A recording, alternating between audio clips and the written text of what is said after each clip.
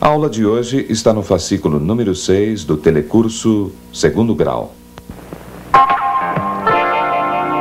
Fundação Roberto Marinho, em convênio com a Fundação Padre Anchieta, apresenta Educação Permanente.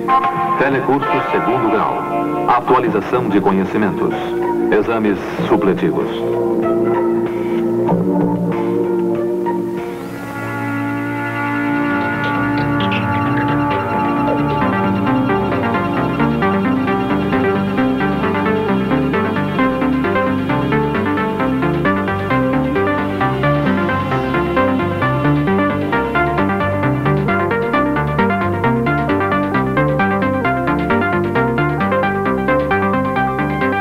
Um objeto em movimento frequentemente transmite o seu movimento a outros objetos.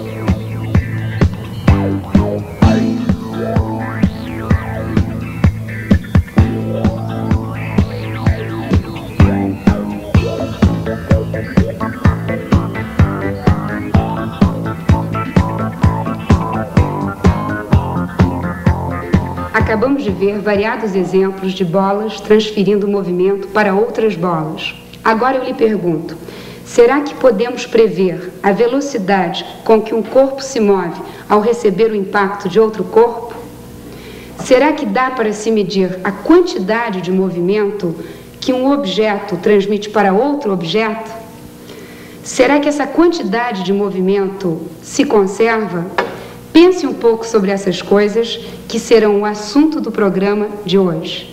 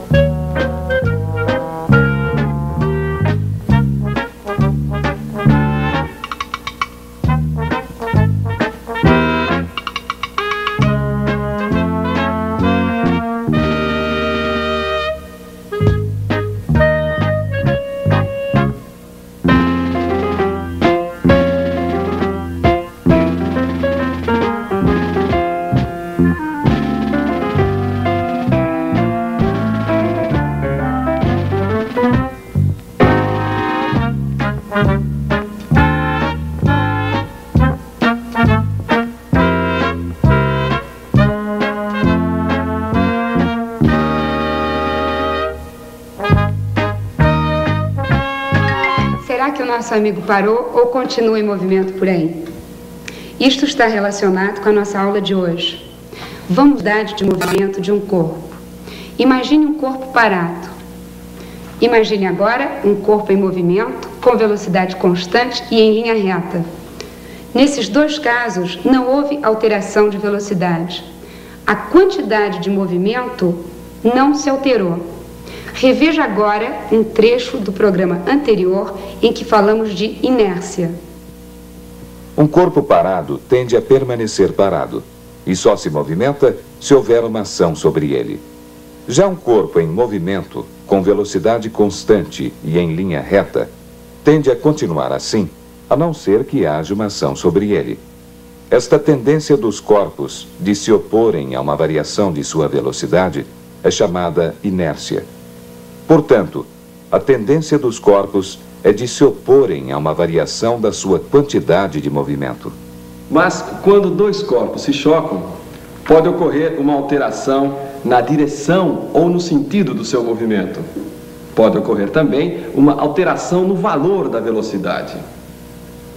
E o que acontece então é uma mudança da quantidade de movimento de cada um dos corpos que se chocam. Mas será que a quantidade de movimento total do sistema ou do conjunto de corpos que se chocam se mantém inalterada antes e depois de se chocarem? Será que a quantidade de movimento do sistema, repetindo, se conserva? Mas como medir essa grandeza chamada quantidade de movimento? Do que depende essa grandeza? Sabemos que é mais fácil parar uma bola quando sua velocidade é baixa. Esse fato já sugere que a quantidade de movimento depende de velocidade. Se a velocidade desta bola fosse de 1000 metros por segundo, seria muito difícil fazê-la parar, não é mesmo? Imagine agora que esta bola fosse de aço e pesasse mais ou menos 1 quilo. Mesmo que ela estivesse com baixa velocidade, seria necessário um esforço enorme para fazê-la parar. Conclusão: além da velocidade, a massa do corpo também influi na quantidade de movimento. Pense agora como seria difícil fazer parar uma bola de aço pesando 10 quilos com uma velocidade de 1000 metros por segundo. Concluímos que a quantidade de movimento depende da massa e da velocidade do corpo em movimento. Agora nós vamos fazer algumas experiências para verificar como é que é essa dependência. Nós vamos procurar uma lei que estabelece a relação entre a quantidade de movimento, a massa e a velocidade. Se, por exemplo, eu empurrar este bloco, veja só, ele vai adquirir uma certa velocidade e, portanto, ele vai adquirir uma certa quantidade de movimento. Repare. Agora, se eu colocar aqui um outro bloco e atirá-lo novamente, o que vai acontecer é que ele deve se chocar com aquele outro bloco. E se chocando, ele deve transmitir total ou parcialmente a sua quantidade de movimento àquele bloco. Repare. Bem, como vocês viram então, parece que quando esse corpo grande ou esse bloco grande se choca com esse bloco pequeno, o pequeno parece que sai com uma velocidade maior do que a que o bloco grande tinha. Agora, se acontecer o contrário, se é o bloco pequeno que se choca com o grande, parece que o grande deverá se movimentar com uma velocidade menor do que a que o pequeno tinha. Muito bem, dê só mais uma olhada. Preste atenção então. Veja lá.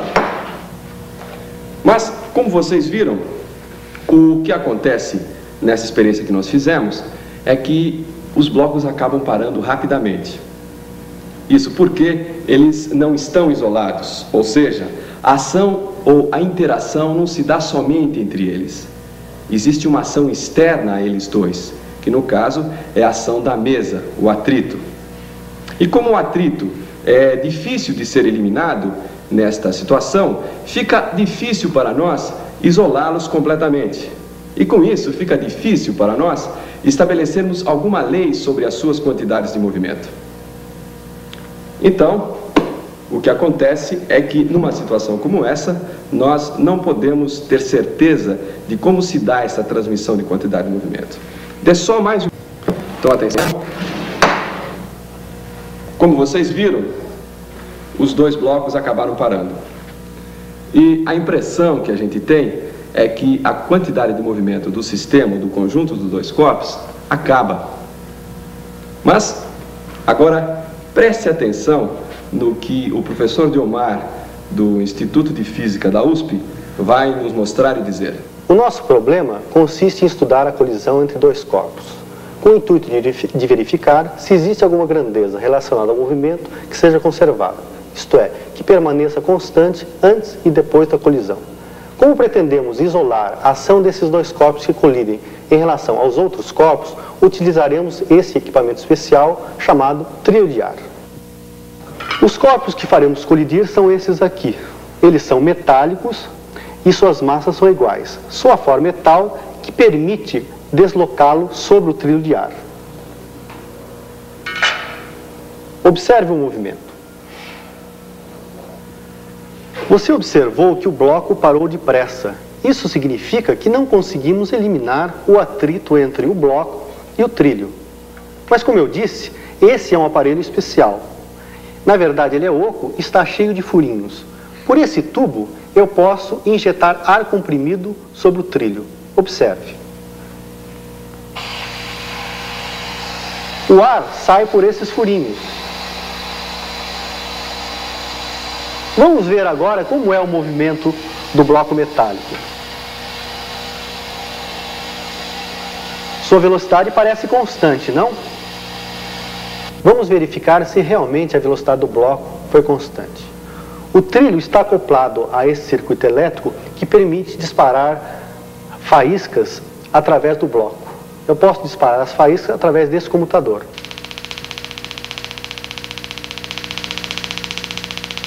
As faíscas são disparadas sobre uma fita especial coberta de parafina que registram marcas. Dessa forma, em função do tempo.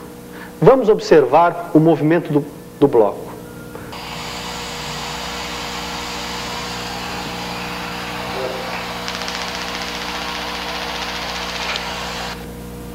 Do bloco em intervalos de 1 segundo, ou seja, para cada 10 faíscas. São iguais? Podemos concluir que realmente a velocidade do bloco são de aproximadamente 16,6 centímetros.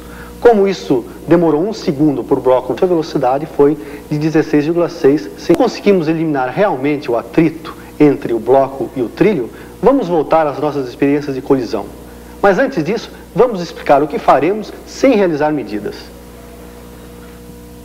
Vamos colidirem, tendo um deles parado. Observe. A segunda experiência é como a primeira, só que agora, após a colisão, os corpos grudarão porque foi colocada uma massinha de vidraceiro neles. Veja.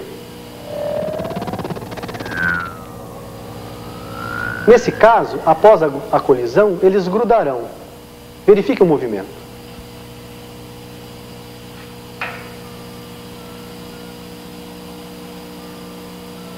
Na terceira experiência, faremos um bloco colidir com 2 outros blocos parados. Após a colisão, eles ficarão grudados. Observe.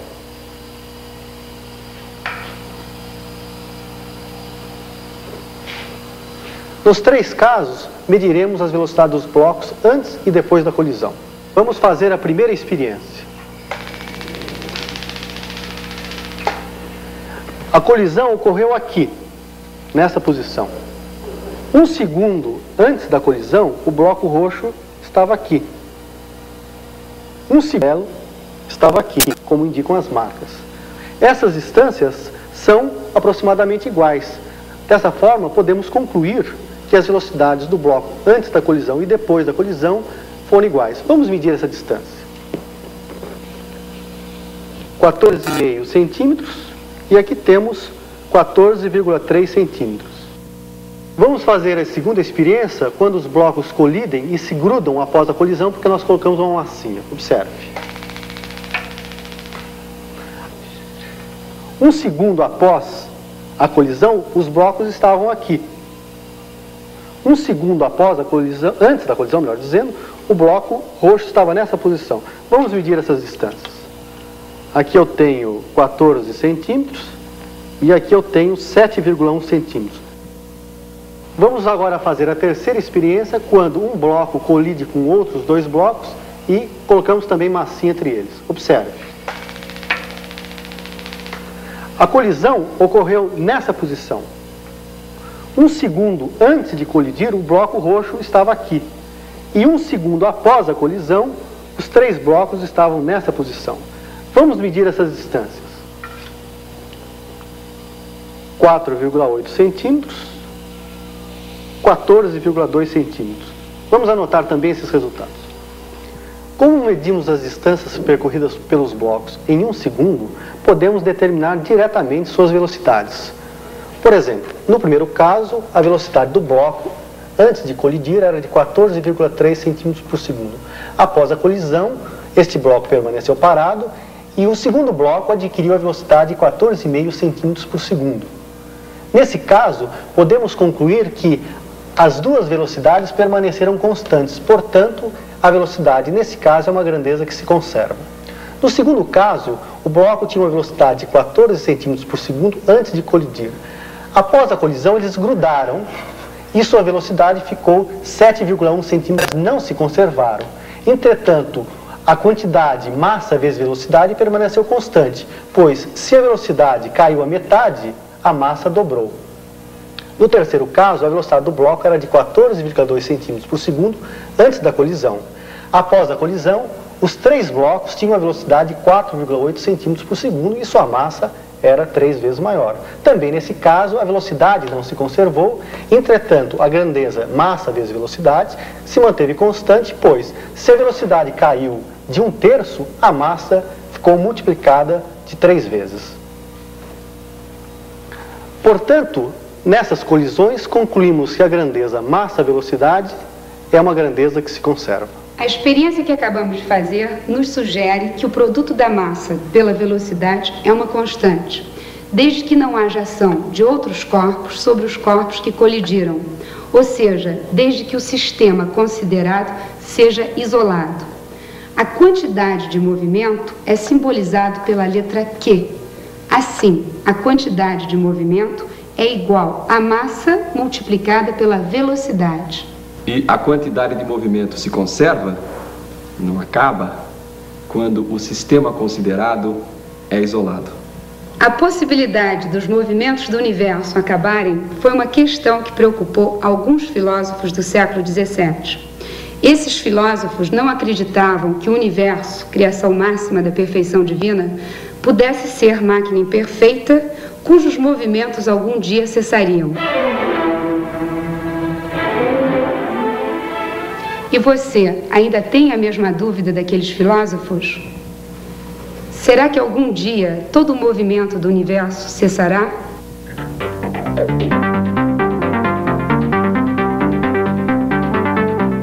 Lembre-se, toda sexta-feira é dia de fascículo novo nas bancas. Os fascículos atrasados podem ser adquiridos pelo reembolso postal. Escreva para o telecurso, Caixa Postal 54-151, São Paulo.